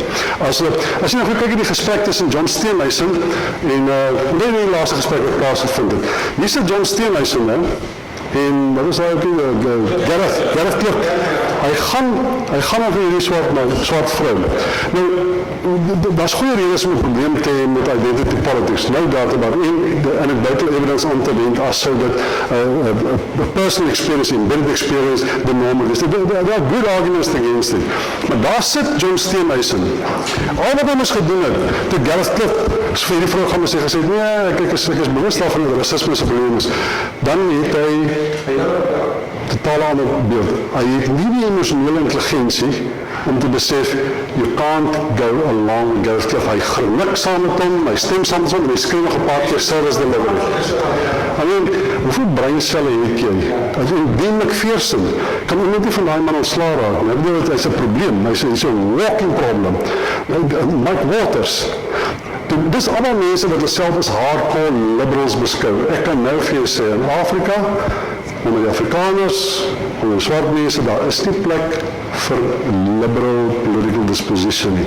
So 'n politieke party wat uiteindelik die meerderheid swartsteen getrek sal homself moet orde aan nie, just left of center as 'n sosiaal-demokratiese party. En van sy Slabbert was 'n sosiaal-demokratiese karakter, is nooit 'n liberal gewees nie. Die PFP was sosiaal-demokraties en was nooit liberals gewees nie. En ongelukkig het Helen Zille, Mike Waters, Dean McPherson, hele spul. En Ethel Traub, van die beste politieke leiers wat jy in Suid-Afrika gaan kry. Social Democrat, hulle het hom uitgespief, net wat die swart leiers ontslaag geraak. It's just idiocy, it's useless mind politics geweest daar. En dis waar alle probleme begin. Hoe gaan het op die Vryheidsfront grant afspeel, die feit dat partye hulle 70% van hulle kandidaate die Kaapse bring?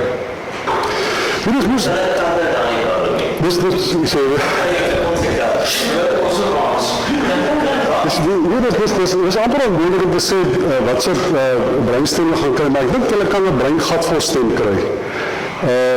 Maar dit is haas onmoontlik, ons gaan verras wees dat elke stem wat hulle kry. Dis moontlik dat glad nie gaan geregistreerde rigterskale, dis moontlik dat hulle beduidende steun kan kry. Ek is skepties, ek dink dis wanneer 'n wolf en 'n jakkals paar. Dus diezelfde integriteit en intimiteit van de wolf en de jakkals wat met elkaar paar. Daar is iets reg daar. Maar die feit bestaan is, die Vryheidsfront sê, stem van ons en net daarna gaan selfbeskikking gaan ons julle onthou, selfbeskikking, so staan dan nou so toe. Something doesn't ring through there. Yes. Ek het genoem die middelklas ons sal kan hou as ons in ons bevoorreg. Ek is op 'n ouderdom waar ek besluit moet maak. Ek het nie kinders geweet wat sê gaan museum of nie. By geld? Nee. Ek moet die ouder. Ja. Die middelklas wordt elke ouder. Ja. So wat is dan die museum in die voorkant en waar gaan die? Kijk, die meeste van ons is nie loyale landsburgers nie, die have no choices.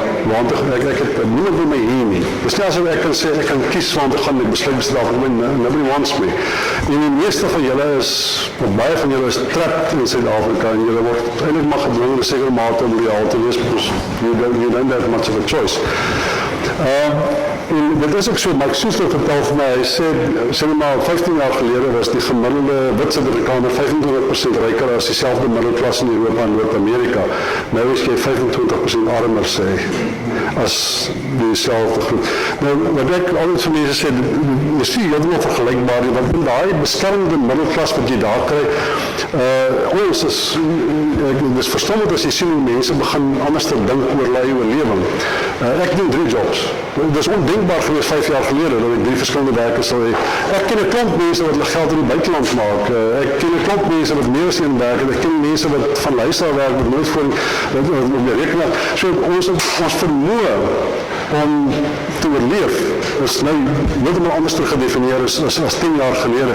So jy gaan nog steeds hier wees, maar jy gaan interessante en veel dink, maar jy's gelukkig omdat jy privilege is dat jy demografiese dividend opgebou. Dit beteken jy toegang tot skool, jy toegang tot gesondheidsdienste, toegang tot kapitaal, toegang tot bates en replicering, en jy teel goed. As jy dit is relatief goed, en ek teel 'n bietjie stadig, nou sê daar weer dit vir my.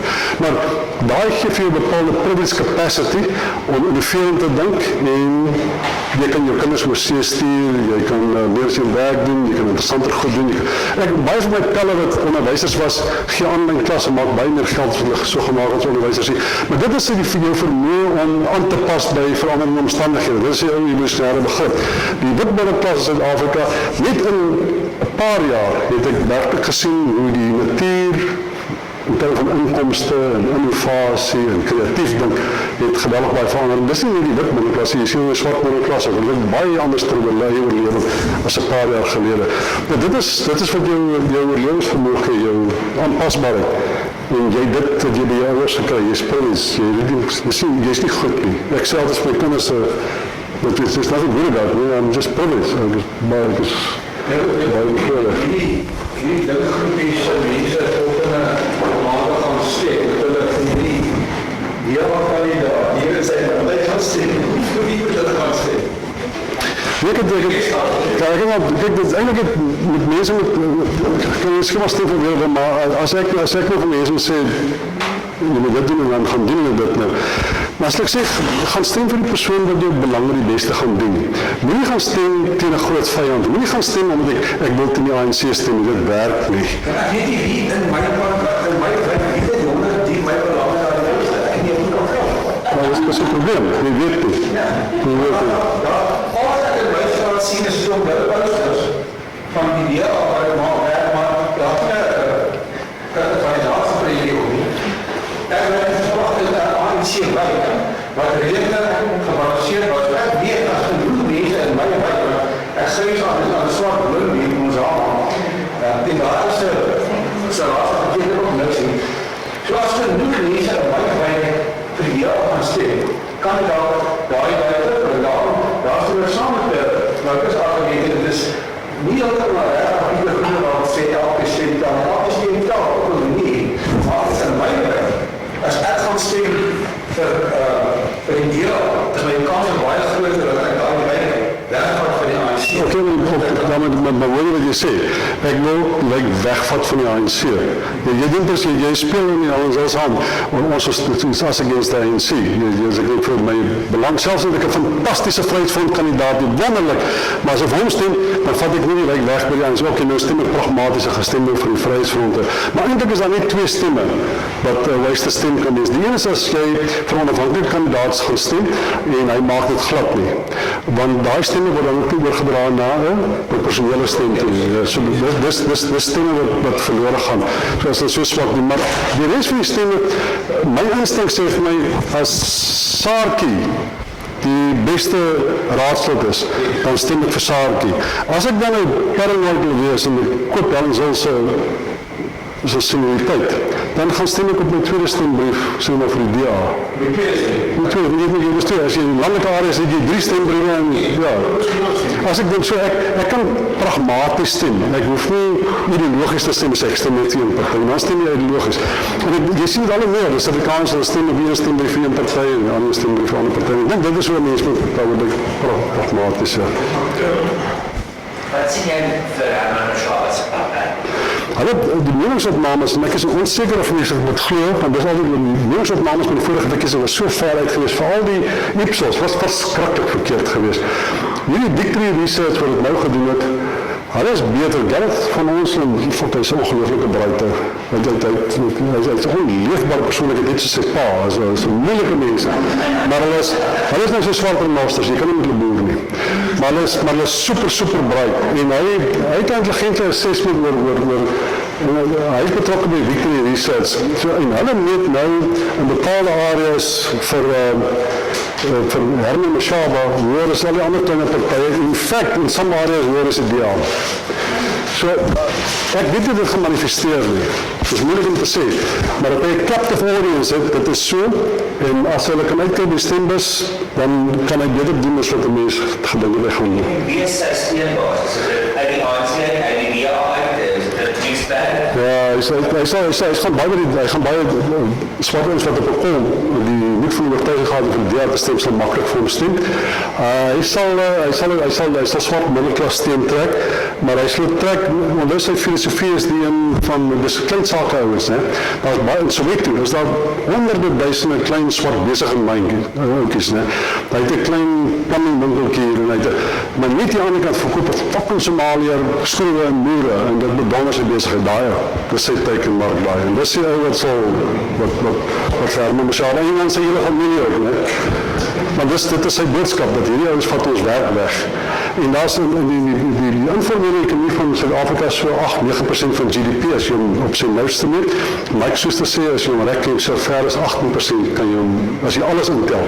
Nou, in die informele ekonomie, ouens wat bedreig voel deur die teenwoordigheid van buitelanders, ek het veel bloewer as baie, as hulle operate. inkomers is baie. So dis die tipe steen wat kry, as jy in clusters kan kry soos in Soweto, dan kan dit beduidend wees. Die baie partye se probleem is sy steen is versprei oor die hele land. Die EFF sit met daai probleem, as hulle meer gekonsentreerd was in bepaalde areas, kon hulle dorpsrade bestuur het, maar dit is versprei. Nou, Herman sê, hy staan net in 6 areas, né? Durban en Johannesburg, Pretoria, net in klein areas en die fokus net op daai spesifieke mark waar daar groot informele ekonomie is. So dis heeltemal moontlik dat hy steen gaan kry, dat hy eintlik op hoop is dat hy genoeg steen kry om 'n kingmaker te word, né? Dat hy nie die DA toe kan gaan en sê, julle wil ons Johannesburg, julle wil Tshwane hê, né? Okay, ek is die kleinste groot party van die lot. Ek soek die speaker, of ek soek die burgemeester, of sy. Dit is sy intenties. Dit is nie unlikely dat het kan uitspeel, maar dit is baie meer, dus altyd Victory Research, die nieuws op maandag gedoen met 1600 mense. Dat is klein. Die margin of error het gesê 2.3, tussen 2 en 3%. A lot of things can go wrong. Ja. Kritische denken zijn dan zeker niet precies Sê weer? kritische denken wat financiën is. Oh shit. Toen dat mensen bij India zo bieden om en bang daar is in Zuid-Afrika. Wat was je bang voor daar? Amish, dat daar nog rechtszaam in Frans, daar is het anders wel. Hoe zien jij nou daar in die Biden en Trump-politiek? Want ons kan ons weer nie Biden, nie ons is. Ja, ek het een jaar en een half in Amerika gebly. Ek is absoluut verstaan oor dit wat die mense nou in Amerika sien. Ek het nie, ook in Amerika sê ek het die groot stede rondgaan, meestal in die platland en gery van baar tot baar. So, het is nie moeilijk om te sê of ek 'n behoorlike meetinstrument gehad het vir wat in die Amerikaanse politiek nog gaan, maar die Amerikaners het omdat is 'n highly militarized society, né? In militarized societies is amper soos, dit is iets wat hy kan redelijk gelijkmatig wees en dan kan hy geactiveer word deur spanning wat ontstaan. Nou in die laaste 2 dekades in Amerika het Amerika baie meer gediversifiseer, né? Swart politiek baie meer dominant geword, Meksikaanse politiek is baie meer dominant, Latino politiek. Ek dink net die Amerikaners sukkel om diversiteit te deel. 30 en 40 jaar gelede was diversiteit was nie issue, minderhede was te klein en te onmagtig geweest. Nou is minderhede al meer magtig en hulle betree die internasionale of die nasionale politieke terrein. En hulle daar's morele argumente wat gemaak word oor sistemiese diskriminasie en ontmagtiging en swart mense wat makliker doodgemaak word. Dit is allerlei goed wat in die verlede nie so groot deel was van die nasionale politiek nie. Ek dink die Amerikaners sukkel om diversiteit te deel en 'n society wat militarized is. Die Amerikaners is baie militarized. Weet jy, die Amerikaners, solank as ek onthou, was hulle in die oorlog betrokke geweest. En hulle almal dra guns, hulle almal mag guns dra. En nou introduce jy diversity, en diversity vereis geweldig verdraagsaamheid. Verdraagsaamheid is die primary reason why diversity survives. Sonder die verdraagsaamheid gaan. Dit toets nou hulle verdraagsaamheid.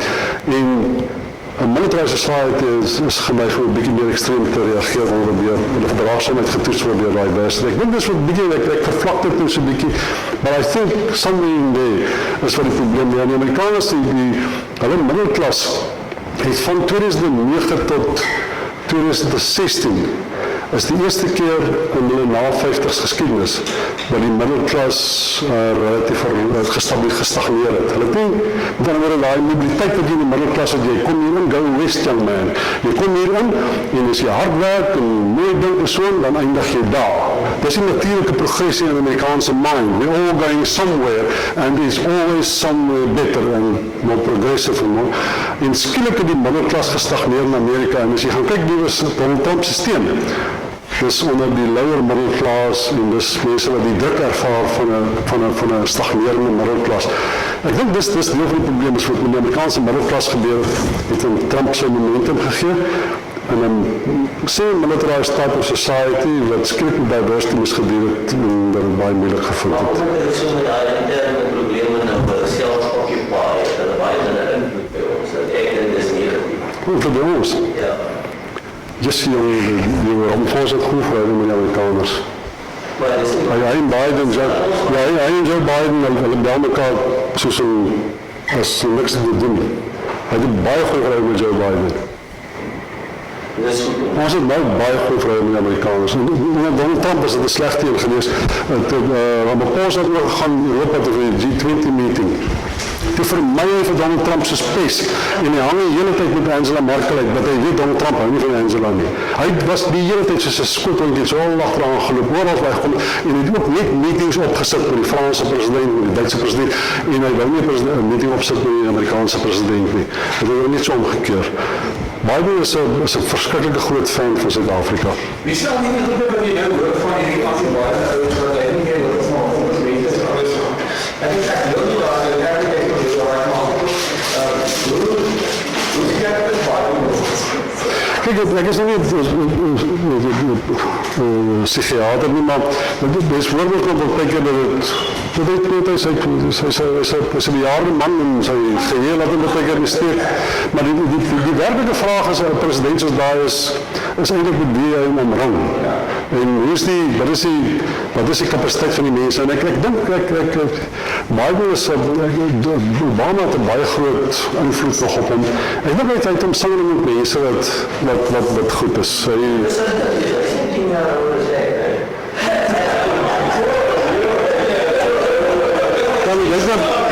Maar jy het nou vanaand 3 keer dieselfde vraag gevra. So.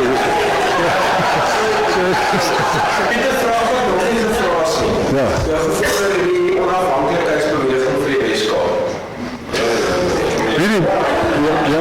Die ander dag toe bel RSG my en vra of hulle wil kort onderhoud, dus ek lees nie probleem, daar praat is dieselfde, toe sê ek praat nie met dit nie. Ek gaan nou nie aan dit, maar dit is my instelling daaroor. Ek dink nie mens met jou verberg oor drekpolitiek. Ek laat nie weet, gewoon wetlik is dit totaal onmoontlik. Daar's geen waarskynlikheid dat dit gaan gebeur nie. Ek dink eerlikwaar as wit Suid-Afrikaners baie mooi dink, ten spyte van dat daar steen gemeet word in meningsopnames onder daarvoor. As jy mooi daaroor dink, die konsekwensies is baie, dus het kan glad nie gebeur, want it's not going to happen at all.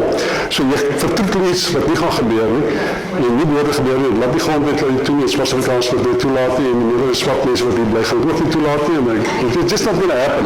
Dit is 'n vertiele debat, want ek gesê, I have no part in that shit, I don't talk about it. Die Weskaap en Wit-Duitsland en hoor. Okay, ek hou nou op. Jy weet van Biden. Yes. Ja, ek weet nie maar dit is so.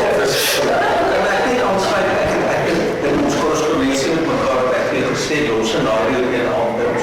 Ek het ook gedink oor ons. Ek vind, klompe jare gelede was ons in 2 verskillende kampe. Maar een van die snaakse rede het ek vir jou gehou, en een van die snaakse rede het jy vir my gehou. Ek weet nie hoe dit gewerk het. Ons is kwaad vir ek is kwaad vir ons wat met jou lewe was in my kamp en jy. Ek is kwaad vir ons lewe is met jou. Ja. Dit amper soos, as ons nog nie weet, ons is heteroseksueel, nie sal die mens nog gesê. Dis ons.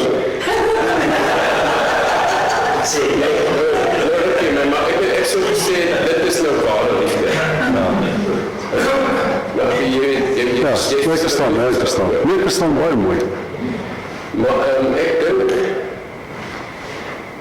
dit is eintlik wonderlik as 'n mens perspektiewe kan rondgooi wat 'n mens perspektiewe skuif.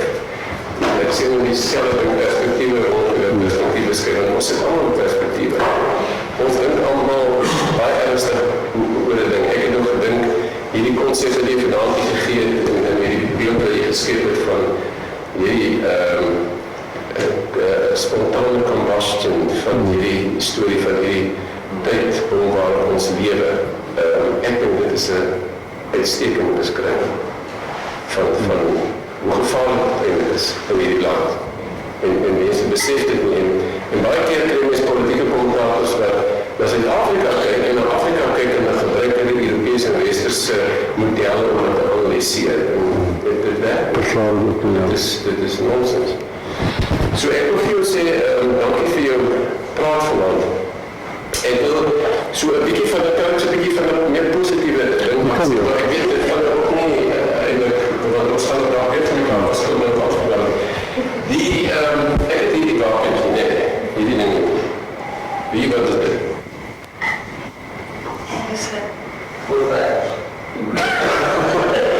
Nee, maar ek neem as jy so toeristig gesê, vat mense rond in die Weskaap. Dit is een vreeselijk interessante ding. En ek het afgelopen tijd een paar keer Amerikaners gehad, dat ek die man gehad heb. En ek beleef, hulle ervaring van ons land, baie interessant. Hulle is totaal verbuisterd. Hulle het iets anders gedacht, dan die leeuws in die straat en ook in Johannesburg en so. En dat dit in Afrika hier is nie. En hulle, om waar te sê, ek het 2 keer dit gevind, dat hulle van die naam het van, maar ken jy allemaal in die stad, in die plek? Sê, hoekom? Hy sê, maar julle praat julle met mekaar, julle goed met mekaar. Julle is julle met mekaar in gesprek. En julle is obviously nog van dieselfde kleur, dieselfde cultuur, hoe werk dit? En wie wat ek nog van vandag opgekomen gewerkt? Ek denk nog van wanneer enige Suid-Afrikaner te doen het met buitenlanders, dan staan ons saam. Dan ons is goed vir die land. Alles is nie. Nee, ek dink dit is 100% reg. Dis so ons land. Dit is 100% reg. Dis ook om te ek van Gordie Montas sê, die Afrikaners kan vir jou stem, maar die govern well en govern fair, dit is hy verstom. Ja. Dis ook die vroeg. Dis ernstig, ja. Maar interessant, my bedrijf wat dit is, waar ons mense rondvat in die land reis, as jy Suid-Afrikaners sê, dan is daar nie die cohesie. Maar wanneer jy buitenlanders sê, dan is dit asof allemaal wat Suid-Afrikaners is, en wat hierdie wapenmigratie sê, kyk na ons maak het werk. So, aan die ene kant het jy hierdie ding van, dit is bad. Baie ding wat jy sê, en jy praat van Amerika, wat ek highly militarized, ons is net so vlug en highly militarized, so sien ek nie altijd nie. Maar aan die andere kant denk ek, wat vir my bietjie moed gee, is dat ek denk daar is meer goedwil onder Suid-Afrikaners oor die hele breed spektrum van mense, as wat ons baie keer gemaakt om te geloof. En Also, yeah, less willing to go to war than we think. Money is what I do. nou, dankie dat jy met ons was. Ons Dankie, dit is lekker vir ons. Ons kry nie meer sulke belangrike mense. Dit is my kinders sê. Ja, maar as niks dat ons af en aan het is. Dit is alleen, ja. Ek wil vir julle sê, een van die dinge wat vir my wonder was, is dat ons was in moeilike goed gelukkig geweest so 20 jaar gelede, en wij nog vandaag, dat is daar een klasse, vrou en alles. En daar strijd is helemaal wat in jou betref, maar ons is nie meer daarin betrokken in andere maar hy heeft my een aan het spreken vir ons in diezelfde kant was, nie maar van mekaar nou weer. Hy het vir my met sy vastgeleide bedien die vir my toe te laat en sy dochter is 'n kamer te slaap. En ek het gedink, ek sal het my vergeet. Ja. Behalve dat die eerste kamer was waar in die goud was, maar Hy kon in sitkamer as slaap. maar ek wil vir dankie sê, dit is daar ons is as Suid-Afrikaners, daar is meer goedwil tussen ons as wat ons mekaar moet begin. En als we daarmee moet ons rechtig soms loop en ons moet bedenken, ons land weer ander mense doen. Ja, jy is reg. Hier is hier iets om met ons te wonen. Dit is nie so een van die tijds, maar Ja, ek is net bang. Ek is bang te kyk, dat ek ry 'n Land Rover en toe die ander dag aan Gauteng, toe gee die man vir my so 'n sakkie en toe ek by die huis kom, toe sit my 'n liter olie. Baie dankie. Die punt van die storie is, ons het nie nou gesê, maar julle met mekaar praat gesels, dit is nie nodig om nou so luister te gaan nie. Okay, Baie dankie. baie dankie aan die genooi, dankie, Stanley my genooi, of nie, ek het myself in die genooi, maar jy het gesê, ja kom maar. Het was, ek heb die eie stempeltekens by goed onderstanding van myself op Facebook, so dan, soos maar eie baas dat my glorie. Ek was een dag, was ek hier gewees, en die sien van my klapmoed sit hulle bijeenkomst. En ek dacht, ja, ek moet dan dit graag by doen, want dit klink soos ons is julle wat daar is, en ek steel en spoor my, en die ene kom my, sê vir my, luister Piet, man, ek kan hier nie gaan nie. Ek sê, nee man, die ouens is lelijk nie so, maar ek sê nie, mens kan gaan. Hy sê, nee, ja, sê nou uitgesê, hy drink nie bier saam met jou nie. Ek sê, baie so bier saam met jou. En sy nee, Johan Bakker sê, hy dink nie bier saam nie. So ek is baie bly, jy het gesê, kom maar, ek word bier saam. So 'n ander ding is dat ons so